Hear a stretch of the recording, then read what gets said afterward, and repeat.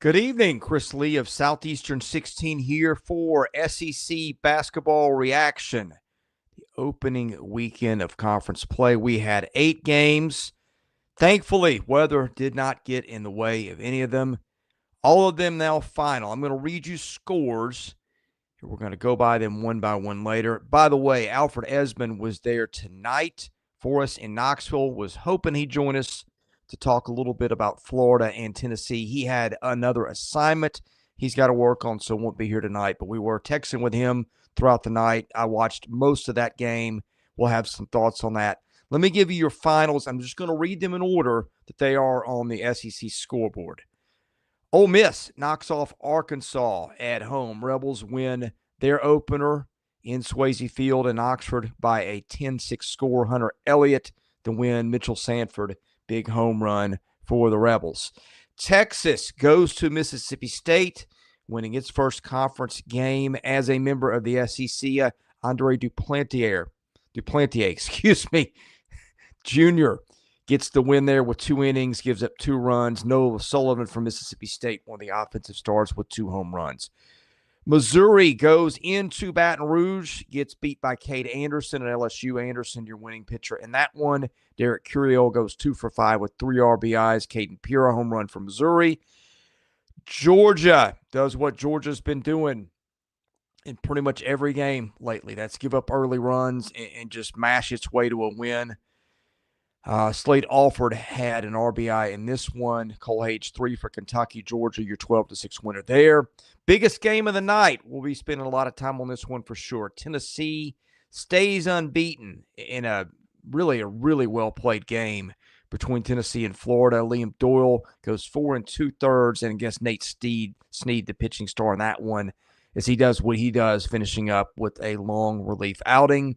You've got Vanderbilt going into Auburn. Sam Dutton was really good in that one. 7 shutout innings, 6 hits. Auburn got to J.D. Thompson for 5 runs in the third and wins that. And 2 more. Oklahoma wins its conference opener at South Carolina by an 8-6 score. Kyson Witherspoon gives up, 3 runs in 5 innings. And finally, Alabama. I keep thinking A&M with Ryan Prager on the mound. It's going to work out. Didn't tonight. Alabama hit 4 home runs, gets a 6-4 win at A&M. Again, Graham is going to be joining me shortly. But I guess the highlight of the night would be Tennessee beating Florida. That one was a really good ball game. Got interesting in the middle innings. Florida, it appeared, had tied the game 4 apiece, and then a call on a slide into second. I can't remember who the base runner was now. I don't remember if it was Donay or who it was, but got called for sliding too far to the third base side of the bag. Instead of being 1 out on the play. And by the way, setting the stage, I did a poor job of that. Bases loaded, 1 out. Ground ball up the middle, and the runner slides as it was ruled and too far in the path of the fielder. If it's just 1 out there, which that's all Tennessee got on the play, then it's a tie ball game, and you've got, runners on the corners with 2 out. Gators with a chance to do a little bit more. Play was called on the field. I'm losing track of the ruling there. I guess runner's interference is his best way to put it. Play overturn. Inning ends 4-3. The Vols held on. I guess the star of the night for Tennessee, Nate Snead, who again is just thank you, Sam. Luke Heyman was the runner.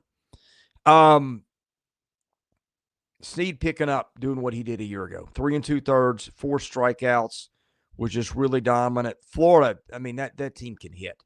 This is the best hitting team Tennessee's faced yet. Probably the big blow of the night. Blake Sear hit 1 over all 3 rows of bleachers in left field. So that was a big hit of the night for Florida, excuse me. Tennessee, no home runs tonight. I guess the big blow, Dean Curley hit a double that kind of got some things going late.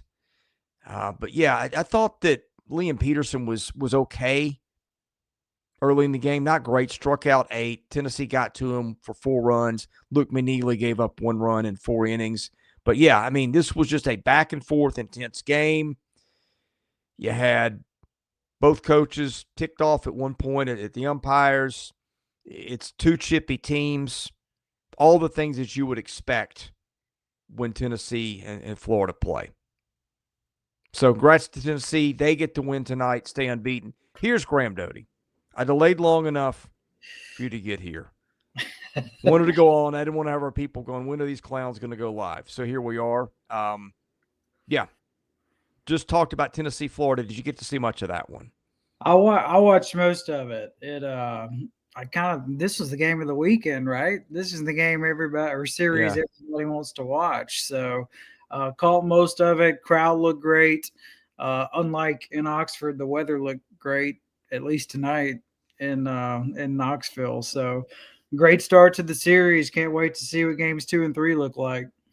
What's the weather like in Oxford as we speak? Because I'm sure it's all headed my way in Nashville.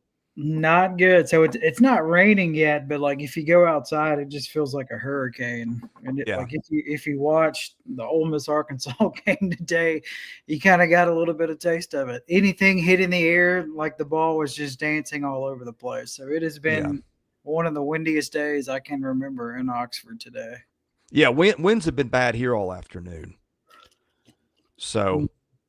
In fact, my wife told me tonight, she said, you might just keep this in mind. You may be in the middle of a tornado warning when you guys go live tonight. So fortunately, that's not the case.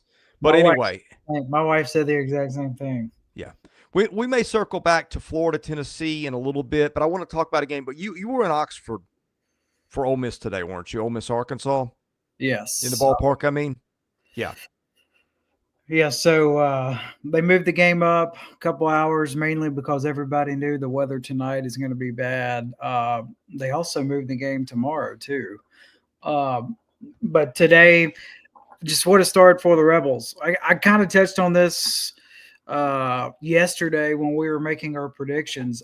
Again, when you look at the stats, every stat there is favors Arkansas.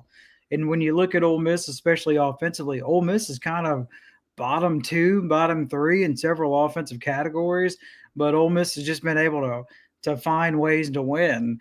And literally the first at bat for Ole Miss, the freshman Federico just hits a home run and kind of set the tone. And Ole Miss grabbed the lead first, and Arkansas never had the lead. And so, I mean, Ole Miss, just the long ball so far, that is one area where Ole Miss has been pretty good at this season and hitting home runs, and they got some today. It could have been worse too, Chris. Ole Miss had the bases loaded with nobody out twice, and they only got one run out of it. So even though Arkansas kind of made things interesting late, they hit a couple home runs. I mean, this game felt like Ole Miss was in control. And the key for Ole Miss this season, once they score first and get off to a hot start, I mean, they're almost unbeatable. They have outscored opponents now 25-6 in the first inning of games this season. And so they got another run in the first inning today and just didn't look back from there. Yeah, I watched them. Like, they got some big dudes in that lineup. Uttermark. Yeah. I told you. I mean, some tight end looking dudes. Yeah.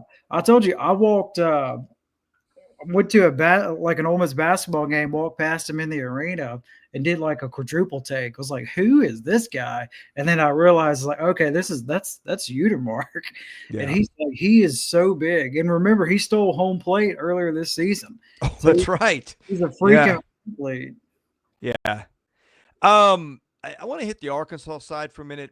Rough day for Zach Root, who'd been just an ace so far. 3 innings, 3 strikeouts, 7 earned runs, 10 hits. Look, who was the one that hit one opposite field of the alley?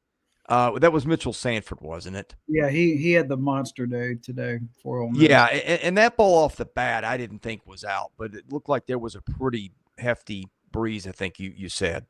Yeah, oh yeah.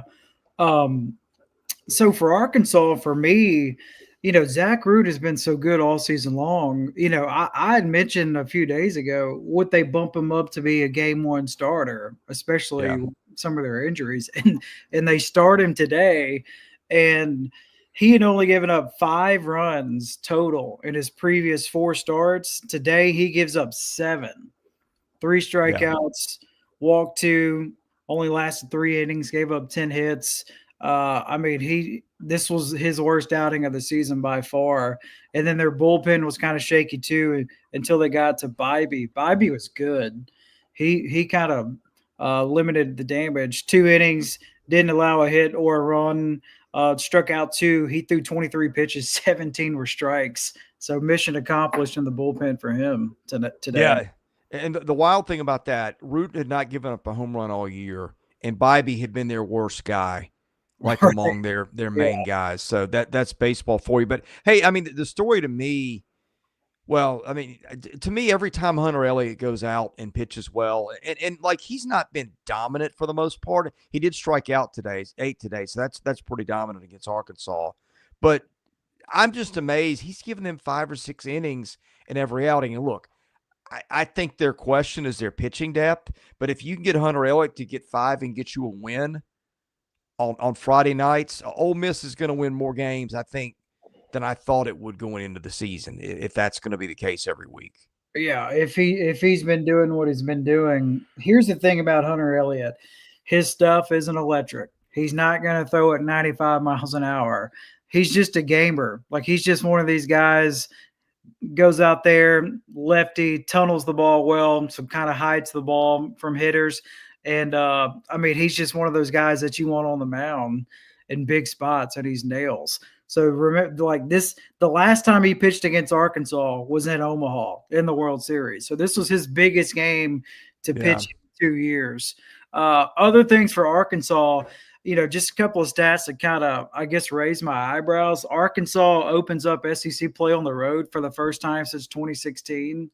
That was a little bit mind-blowing for me. That has been 9 years. Dave Van Horn has a losing record against Ole Miss since he's been the head coach at Arkansas, and he's got a losing record in Oxford.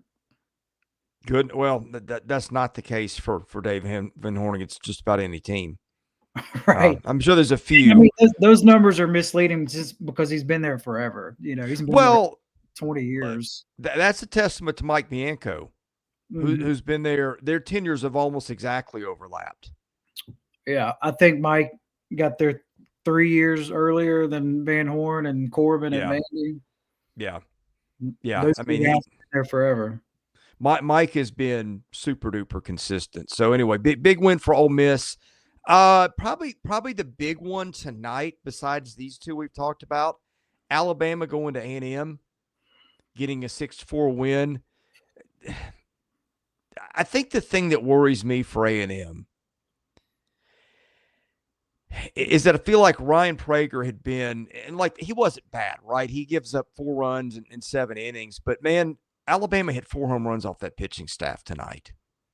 And after Prager, their bullpen's not been great. Now, their rotation's been good, but I feel like if you're A&M and you're needing to turn it around, you need to get one with the guy that's maybe – I mean, Nate Snead's the best pitcher in the league right now, but Prager was the guy everybody thought was the best pitcher in the league coming into the year, and deservedly so. Instead, they give up 4 home runs, gave them up to Bryce Fowler, JUCO transfer, Will Hodo, who's having a monster under-the-radar year, Brendan Norton, another transfer, and Cade Snell, who feels like he's been there forever. Yeah, I mean, I think big win for Rob Vaughn in Alabama, man. First of all, but second, like I thought, and look, it still might be. They're really good in their number 2 and 3 spots too, and they may take the last 2. But yeah, I mean, and we talked about this too. It almost felt like they would be better off playing the opener on the road than at home.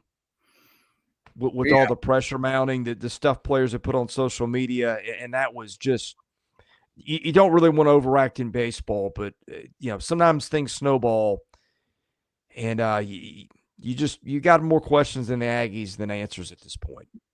Yeah, Jay made that point yesterday, and it is a good point. Maybe it would be better if the Aggies open up on the road, like you said. And I mean, that is the case. Like for college baseball, these teams leave. Most of everybody flies now, but you fly Thursday, and then you literally get to use that us against the world mentality. Like you're in the same hotel, everybody kind of eats at the same restaurant. So it really is like an opportunity to everybody kind of circle the wagon, so to speak. So, but they open up at home. The environment looked great. I mean, it was a packed house. It's always a good time inside Bluebell Park. But you got to give credit to Bama. Like they struck first, they tacked on 2 in the second inning, in control most of the way. But you also have to tip the Cats A&M. Like they made things interesting late. They battled back. They were able to tie it. And then Bama, I mean, this is just what they've been doing all year, Chris. They've just hit Yeah. home runs and they've just been able to tear the cover off the ball. Today, 8 hits, but as you said, the difference was the 4 home runs. And they did this without LeBron. LeBron goes 0 for 4 tonight. Yeah.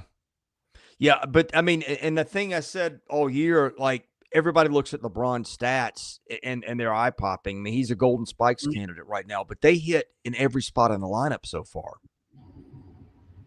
Yeah, they do. And you made a good point on Hodo. I mean, he had a home run today, drove in too. So I mean, he's been Mr. Consistent in that lineup for Alabama. And then Zane Adams, I mean, you'll take his line all day. 5 2/3, only giving up 1 earned run, 4 strikeouts. He's just been Mr. Consistent in game 1 so far for Alabama. Now the question is their bullpen. What's their bullpen going to look like the rest of the way? They only used 2 arms out of the bullpen tonight. So they should be in pretty good shape. But to me, this is what's going to make or break Alabama's season this year. We know they can hit. I mean, they've done it all season long so far. If their bullpen is good, they are going to heavily be in the mix. Yeah, that'll be the question because there's a drop off between Adams and Quick to the rest. Although, right, JT Blackwood's been pretty good, but Carson Osmer, who's a Penn transfer and pitched a ton of ball, he's their closer. So they burned him tonight for 12 batters and 2 2/3 innings. So that's something to watch. If they need big outs in the bullpen, they may not have him available the rest of the weekend. So anyway, big win for Alabama on the road. Crimson Tide have still lost just 1 game. Let's do Mississippi State and Texas because I know you had eyes on that one all day. I didn't see a pitch of it, but that was a pretty interesting one. It really was, and I wanted to watch it, and I watched the whole game because I knew the environment was going to be awesome. By the way, if you have not been to a game at Duty Noble, you got to go. My wife being a state grad, we've been to countless games there, so it's worth the price of admission for sure. So, wanted to see what Pico looked like, and Pico, we need to look this up, but he's got to have the most quality starts of any pitcher in the league. Like another quality start tonight for Pico, 6 innings, 6 strikeouts, only 1 walk, only threw 86 pitches.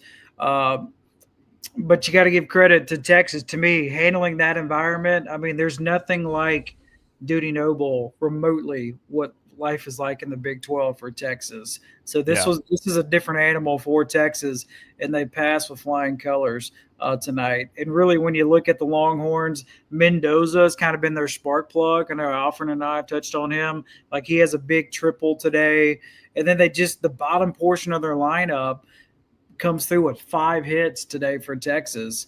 And the big difference was they put up a 5 spot in the 7th inning, and then they were able to hold on. Like State made it interesting. State scored the 2 runs late.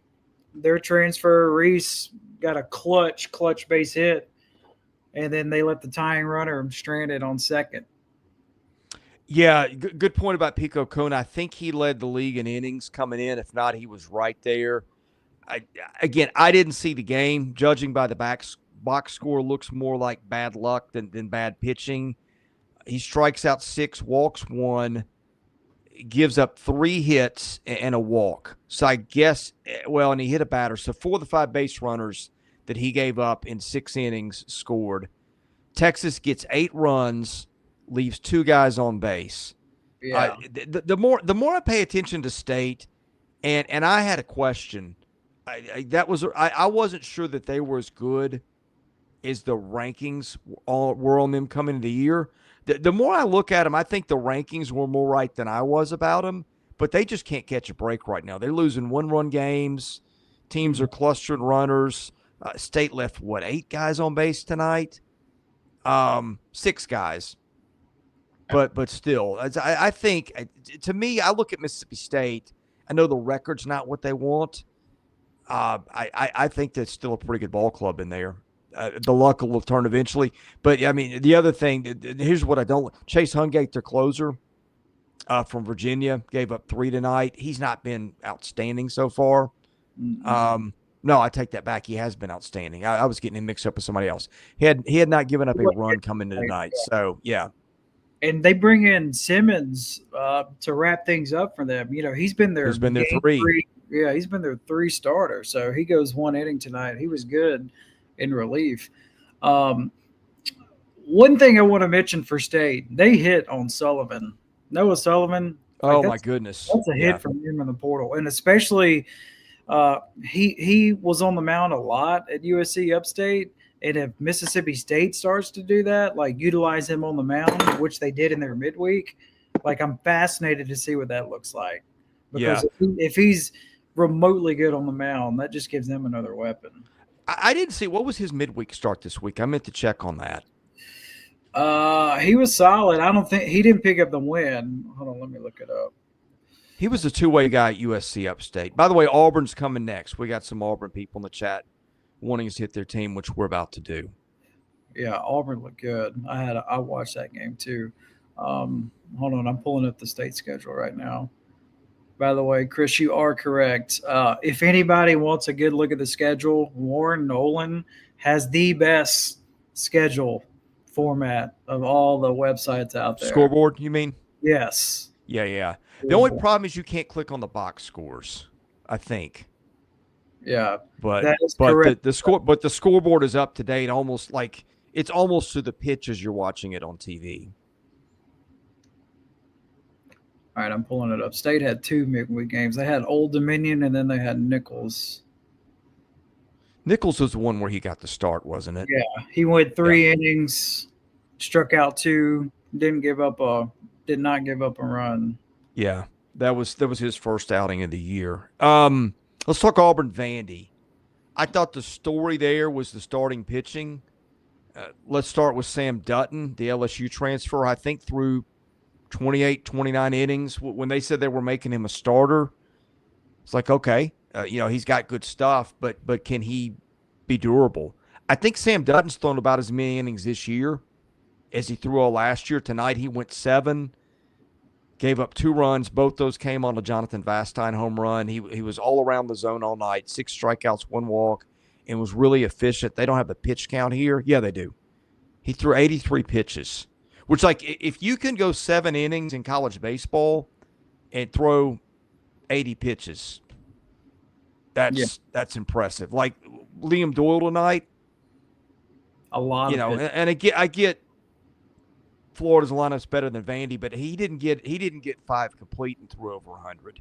I think pitching efficiency is kind of an underrated thing, and when Sam Dutton, who's had a fantastic under the radar year, gives you that kind of start, it saves a lot of your bullpen. Carson Myers at lefty was pretty much untouchable in relief. For Vandy, I thought J.D. Thompson was good for 4 innings, but the one he wasn't good, boy, it was bad. He could not find the zone. Auburn strung a couple of hits together, including a double, and Vanderbilt just didn't hit outside the Vastine home run. So Auburn gets started with a 1-0 win in the home opener. I see War Eagle 17 in the chat says Auburn has the best freshman in the SEC. Is he talking about maybe? Terrell good tonight. I think he meant freshman class. Maybe he meant best freshman. I don't know. But, I mean, like, their freshman class is up there because Bub Terrell had 3 hits tonight. Christian Chatterton was really good last time out. He's getting the start in Game 3. Very interested to see how that goes, assuming we get to Game 3 with the weather coming. Who am I missing? Jackson Sanders, I think, is a freshman. Yeah, he said class, by the way, not one class. Yeah, I think agree. Like they're top 2, 3. They're not further than 3. The freshmen play. they play a lot and they're good. Yeah, I was going to say your best freshman right now is Levi Clark at Tennessee. Like, hands down, he's had your best freshman year. But like they're well, and Tennessee's got a good class too because they got Abernathy. They got the kid who comes in late innings and left some, whose name I forget. Sam will know. He'll tell me. Yes, Sam's dropping his knowledge right here. And they got a couple of pitchers that can deal it a little bit too. Yeah. So like that the discussion, and that's totally off the top of my head. Like those would be good starting points. Derek Curiel at LSU. Their closers are freshmen too. So like there's some good freshman classes, but Auburn's would absolutely be, like, if you're counting them on one hand, theirs would be up there. Terrell's really good. Butch Thompson said, hey, I think it may take him a bit. It really hasn't. Maybe the first week or two he slumped a bit, but he's hit. He started tonight. And they've got a couple more guys. I can't remember. Freilich's a freshman, I think. I'll pull it up. Sam says Chris Newstrom. Newstrom's the guy I was thinking of. Thank you, Sam. Yeah. Manny Marin. I knew there was somebody else. Yeah, I mean, that's the best freshman class right now. But Auburn's like maybe right after. Yeah. So, yeah, and hats off to Butch Thompson. He's been a pretty good developer of arms. You know, you go back a few years, they made Casey Mize into the number one pick. That one sounds like he might have a little bit of a career rebirth. I'm certainly rooting for it. But Dutton, you know, last year LSU couldn't get outs. Like they had Jump and Luke Holman, and after that it was like hold on for dear life a lot of times. Had a couple arms in the bullpen, but they didn't have enough. And I'm just kind of surprised in hindsight Dutton didn't have a bigger role. Maybe he's out of pitch or something, but like if Sam Dutton this year pitched for LSU last year, holy smokes. They would have gone to Omaha, I think, with that threesome, with him pitching like that. But it's just one of those mysteries to me. Like, I don't know why watching him pitch this year, if he's gotten that much better, or they just maybe Jay Johnson should have used him more last year. I don't know. I'd be interested to know from somebody who's watched him pitch a lot more than I have. But that's kind of fascinating. It is. I don't know. Sometimes a change of scenery, you know, can be a good thing. And like you said, Butch is one of the most respected coaches in the SEC, and he's been in this conference for a very long time. And just think of all the excellent pitchers that he's worked with over the years, dating back to his Mississippi State days. They still got pitchers in the big leagues on those great state teams. All right, I'm going to go down the scoreboard here and just get to these in the order they're listed that we haven't talked about. LSU, no surprise, one of the few, maybe the only series it was totally easy to pick this weekend. But how surprised were you that they gave up 5 runs? Well, that was surprising. Jackson Lovich homers to start it off right away. They're up 2-0. And I guess the good news for them, well, no, they threw Los. Never mind. That's maybe their best arm. You know, like in past, they have kind of saved some guys. You know, sometimes when a team's overmatched, they'll just throw a guy out on Friday night and maybe save a better arm for game 2. Mm-hmm. Los is probably their best guy. He went tonight. That's got to be discouraging. But for LSU, Cade Anderson was great again. 6 1/3 runs. And I know Missouri's bad, but the offense is respectable. I mean, they got some guys who can hit a little bit. Cade Nicoletto can hit. I think Pierre Seals can hit. He hasn't yet. But Anderson was pretty good again. Goes 6 1/3, strikes out 11. Sorry, go ahead. I was just saying Lovich has been good for Mizzou in that lineup. But, I mean, main thing, I think everybody can agree this was kind of the one series I feel everybody was, you know, pretty constant on, that LSU sweep. And Sam poses the question, 0-30? No. Nobody goes 0-30 in baseball. Well, no. Who was it that somebody did last year? Who was it? There was a team. It was like the MEAC or the Northeast.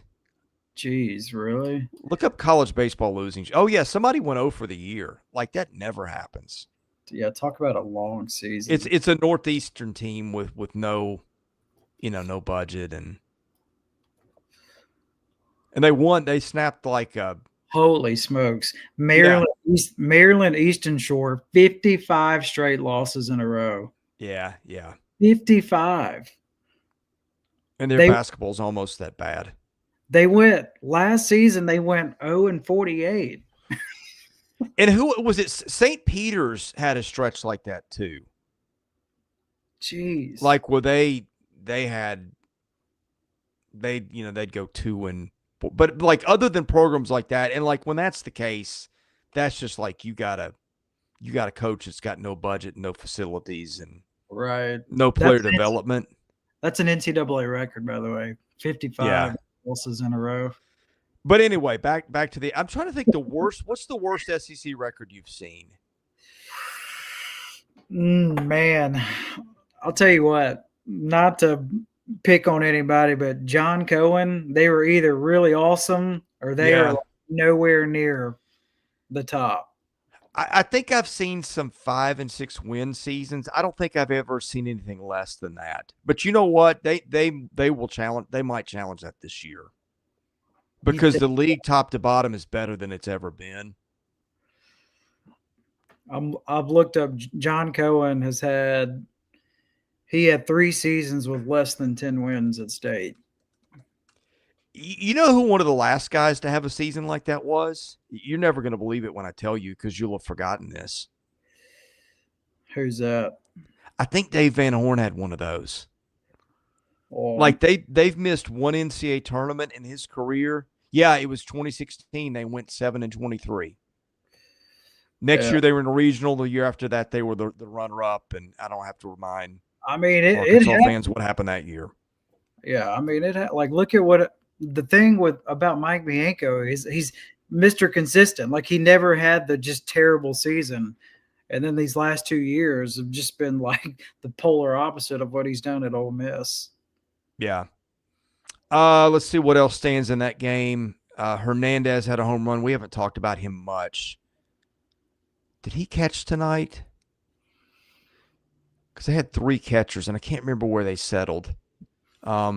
Which game we touching on now? LSU. Yeah, Luis Hernandez was their starting catcher. Because when we talked to Jay Johnson before the season, he basically told us they've got 3 guys. Turned out they had 2. I think one of them got squeezed out, but I think usually who doesn't catch a lot of times is their DH. Sam reminds us Todd Raleigh won 7 in 2011. Boy, that seems forever ago. Yeah, that's a different lifetime ago. Well, here was what was weird about Tennessee. Like some of their bad teams like had talent. They'd put guys on Team USA, but they'd be on a last place team. Yeah. Davey won 7 in 2017. Who's Davey? It's not coming to me. That's the other Tennessee coach. Oh, I thought Vitello had been there longer than that. Oh, Dave Serrano. Good grief. I thought Serrano had been gone longer than that. And Serrano was a really good baseball coach. Like went to Omaha, had a couple of programs and all that, but just they didn't have any commitment at the time. Yeah, it went Delmonico, Raleigh, Serrano, Tony V. Yeah, Delmonico had some really good years too. Yeah, well, he was there a long time, 18 years. This is year 7 for Tony V, which doesn't feel like it. No, it feels like he's been there longer than that. Yeah. That's why that threw me for a loop. I'd forgotten Serrano was there that recently. But anyway, I like Dave too. Good guy if you've ever met him. Let's see. Who have we got next? There's a couple games we haven't hit yet. Oh, Kentucky, Georgia's one we haven't hit. And that like followed the script of every other Georgia game this season. It really has. Like you look up and they'll be down multiple runs, and that was the case today. I think they gave up 3 in the first inning. So they must like to get down early before they're like, all right, guys, we got them right where we want them. And then they're able to rally. And I mean, this is what they have been doing all season long, but their offense up to this point has been so good that they've been able to overcome it. This is crazy. I'm going to fact check it. I think they have 2 guys in double-digit home runs already. Yeah, Burnett hit his 10th tonight, and Zabrowski already had 10. He had 11. Yeah. Speaking of guys that look like NFL tight ends, that's another one. Yeah. He had another home run tonight too. Yeah, yeah. They hit 3 as a team, and they hit 2 more doubles. So this is one of the best power hitting teams in the SEC. I thought this was one of the most intriguing. I mean, Florida, Tennessee is obviously the most, but I thought this one, just for the style reasons we talked about, was going to be really interesting. Cole Hage had another home run tonight. Again, very under the radar dude, their best hitter. I think the story here, Georgia got to Nick McKay pretty early and knocked him out. And Nick McKay has been really durable, but he only went 2 1/3 tonight. And so Kentucky ended up having to use 5 guys in relief, which is not how you want to start a series against Georgia. Now, on the other hand, this is what you worry about if you're Georgia. Charlie Goldstein tonight faces 5 batters, gives up 3 runs, gets 1 out. And then the bullpen from there, Colton Smith was pretty good, but that's one of their better arms. And he faces 11 batters tonight. Justin Bird, one of the next guy on, wasn't very good. They use Zach Harris, one of their better arms. Georgia had to use a lot of its better arms tonight, and we know how pitching has been a struggle. So let's see who Kentucky's got left. They'll throw Ethan Walker and they burned their best guy, Novi. Yeah, yeah, that's right. They did. Jackson Novi's been, and he got hit too. But I mean, Ben Cleaver's been one of the more durable guys too. I'll be interested to see how he does. He will go tomorrow, I believe. But yeah, both teams kind of like not what you wanted in terms of bullpen usage tonight. Yeah, I mean they are in the same boat. Like both use 5 arms out of the bullpen. Mixed results by both teams, so they're kind of in the same boat. To me, the difference and why I picked Georgia is number 1, they're at home. Number 2, they got a better offense. Yeah. Yeah, and that was a pick I made too, but that was one of those like if it went another way, and it might still. Yeah. You know, if you can't hold runners on, and your catcher can't throw guys out, and I don't know how Georgia's going to do in that department. I just hadn't seen them enough to know. That's why Kentucky's won a lot of ball games. Bunting down the lines, double steals, hitting runs. I mean, they're kind of a headache to play because you got to be on your toes all the time. Yeah. Also, one thing we haven't touched on yet for Kentucky, they had 3 errors today. So that's very uncharacteristic. Yeah. When you commit that many errors on the road. For Georgia, as far as stolen bases go, they really lean on one guy for that. That's Burnett. He had another one tonight. So he's by far has the most stolen bases for Georgia. So they can do that. And for Kentucky, again, especially the last 2 years, their specialties, they've been able to win in a variety of ways. They can do small ball. They can hit home runs. They can hit doubles. So I still feel like this team this season, since there's so many new guys, I feel like they're still trying to figure out, their identity and what their specialty is. Like, is this a group that can do a little bit of everything well, or are they going to be good in like one specific area? Yeah. Last one up, and it wasn't intentional. Oklahoma goes to South Carolina, gets a win. Sooners played 4 in the first. Kyson Witherspoon was maybe good, not great, but good enough. Goes 5 1/3, gives up 3, strikes out 7. Oklahoma got to Brandon Stone early, and the bullpen was pretty good after that.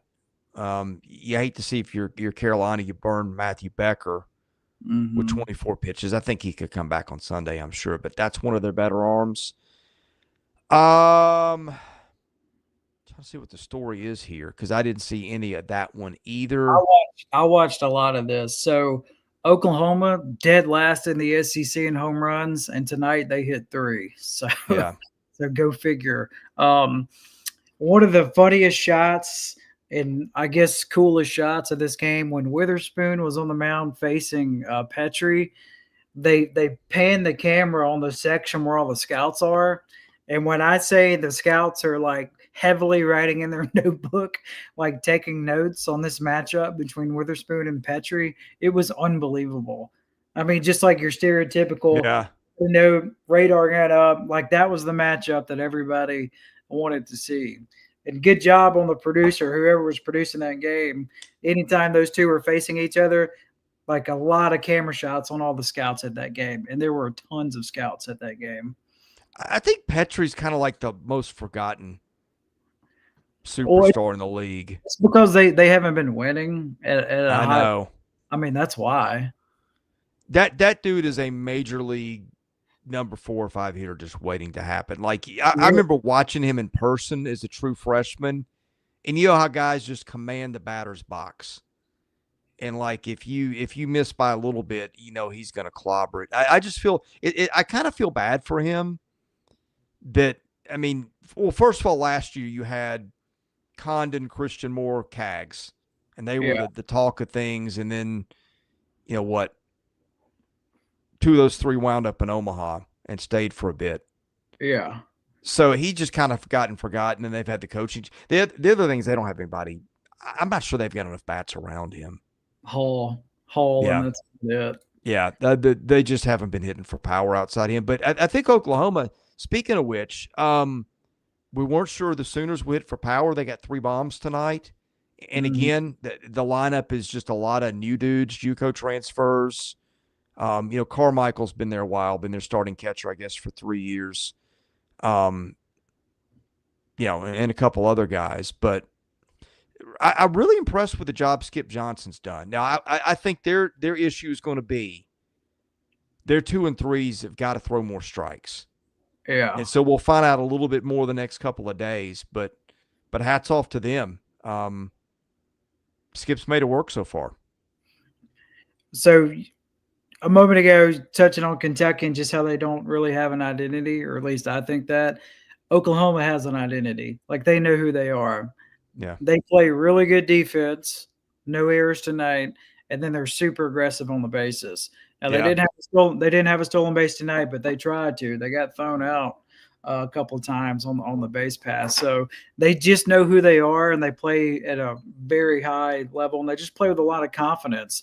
You can see, especially when you have a dude like Oklahoma does with Kyson Witherspoon, like that elevates everybody else, especially defensively behind you. And I mean, you just feel like nobody can beat you. That's what he brings to the table. Now, for them to make the jump, Malachi Witherspoon is going to have to be more consistent on the mound. It's been a roller coaster so far. If he can get going in SEC play, Oklahoma's going to be a tough out. I feel like they've been flying under the radar because nobody in this league really watched them last year. And people forget they won the Big 12 last year. That's with Texas. That's with Oklahoma State. That's with Texas Tech. I mean, that's a solid league, and Oklahoma won it. Yeah. I'm going to disagree with you on Kentucky. I think Kentucky very much has an identity. It's small ball, it's running, and it's their pitchers throw strikes and they keep the ball in the park. And they're doing it again this year. Now, that fell apart tonight, but that falls apart on a lot of pitching staffs at Foley Field. Mm-hmm. Which is a weird, like it's 350 down the line to left, but I feel like that ball gets out to left a lot. And, of course, right's a short porch, and you can just about hit it into the fraternity house out there, which is one of the cooler scenes in college baseball. Yeah, it's kind of tucked away on campus. It's down in a hole. It can be a launching pad. I love it every time. It's been a long time since I've been I love going to games at Foley Field. It's just beautiful. You need to go back since they redid it.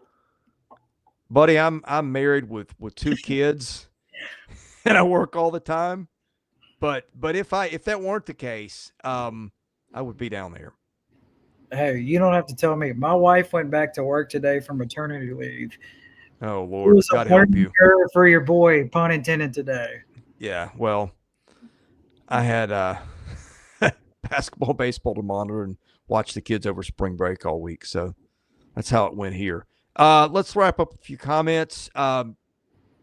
Didn't know Skip Bertman's wife pass.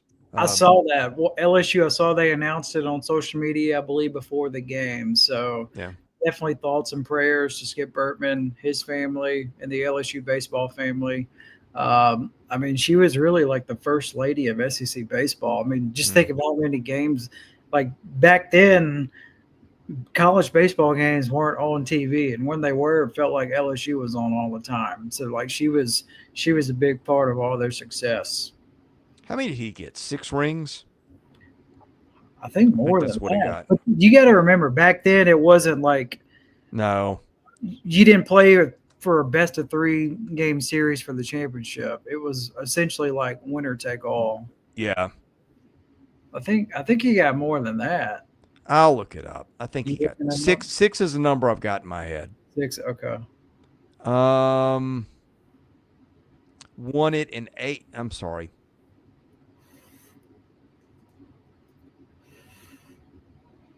Oh, good grief. Hold on, I'm pulling it up too. He's got 5. one and 5. 91, 93, 96, 97, 2000. I don't think LSU, and this is before I followed it. In fact, I think when I started to follow it was pretty much right when he retired. But I don't think they were much before him. I got 7. I don't know. Maybe I'm misreading it. I got him at 7. Either way, it's a lot. He won the SEC 7 times. Gotcha. Yeah, that's what it is. 5 is still insane. What's more impressive, like what he did or what Mike Martin did at Florida State? That man went to Omaha, felt like every year.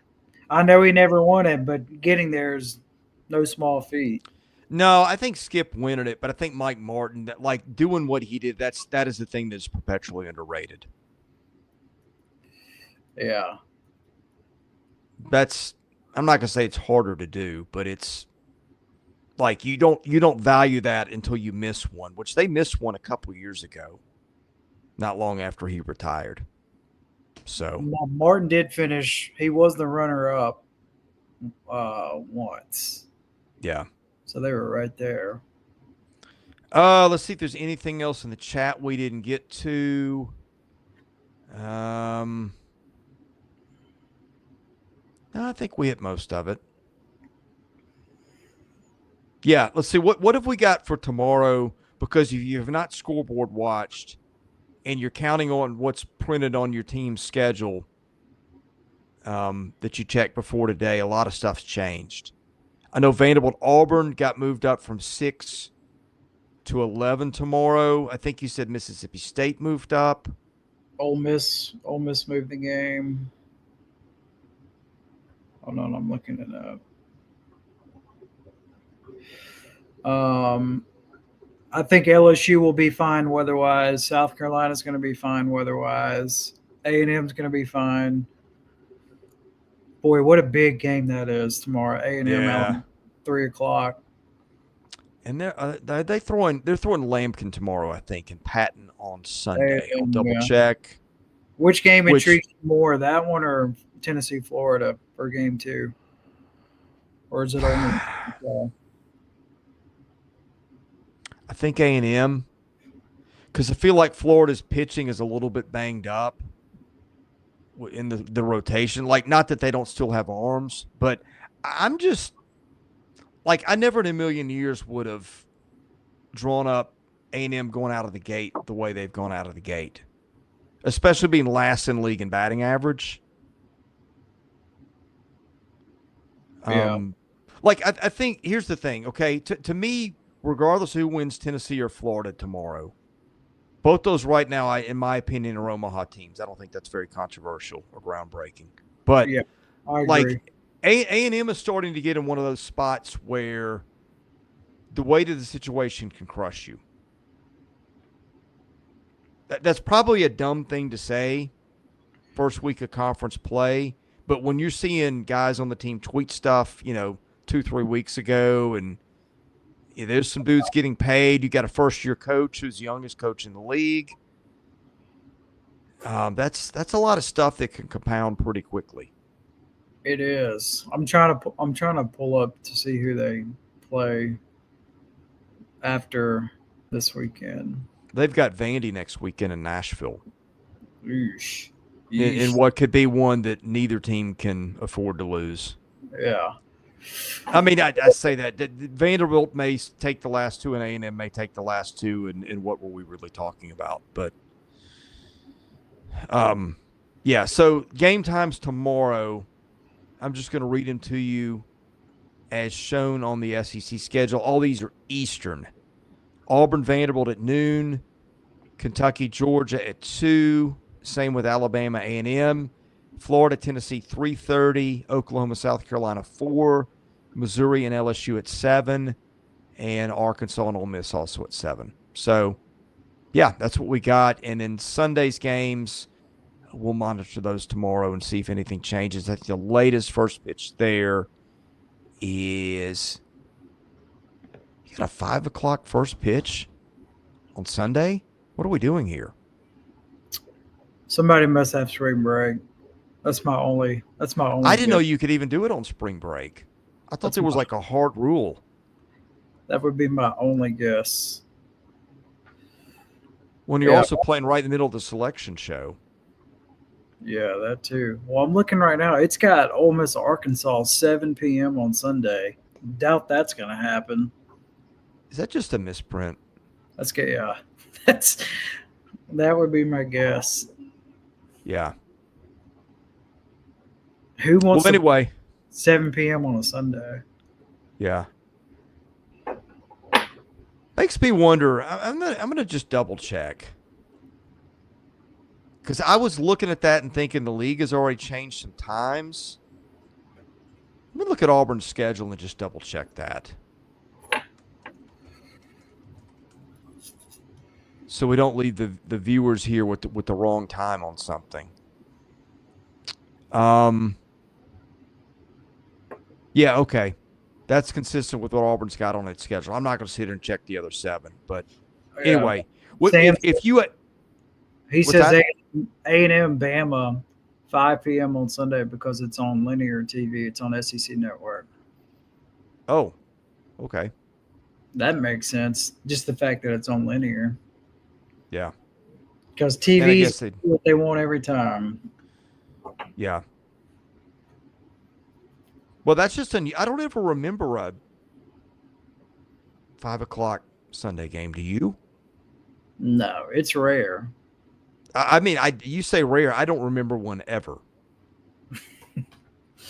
Yeah, we'd have to go back and look for sure. But yeah, that if you lose, not a fun trip home if you're Bama there. No. So that one to me the most interesting one, just for that reason. But I mean, Florida, Tennessee will deliver, I'm sure. As Sam points out, Marcus Phillips starts and Snead won't be available in relief. Not that they don't have some arms, but that's the guy that's proven the most. Like, Snead is great because you can, if you need 5 innings, you can get him in, and there's a 50-50 chance he's going to give you all 5. So, yeah, for sure. Maybe better. All right. Yeah. Thanks for watching and listening. You'll have a great night. We'll have more SEC basketball coverage here. Blake and Max are downtown in Nashville watching Kentucky and Alabama as we speak. Don't know if they'll do something later tonight. We'll have a Selection Sunday show. We'll probably go live, I'm going to say 30 minutes or an hour before they come on with the bracket reveal. And we'll have previews of all the SEC teams in the tournament. We'll have baseball power rankings Monday. We'll have God knows what. But anyway, hit the subscribe button if you don't mind. Enable your notifications so you know when we do. For Graham Doty, I'm Chris Lee. God bless you. Have a great night. You've been watching baseball content here at Southeastern 16.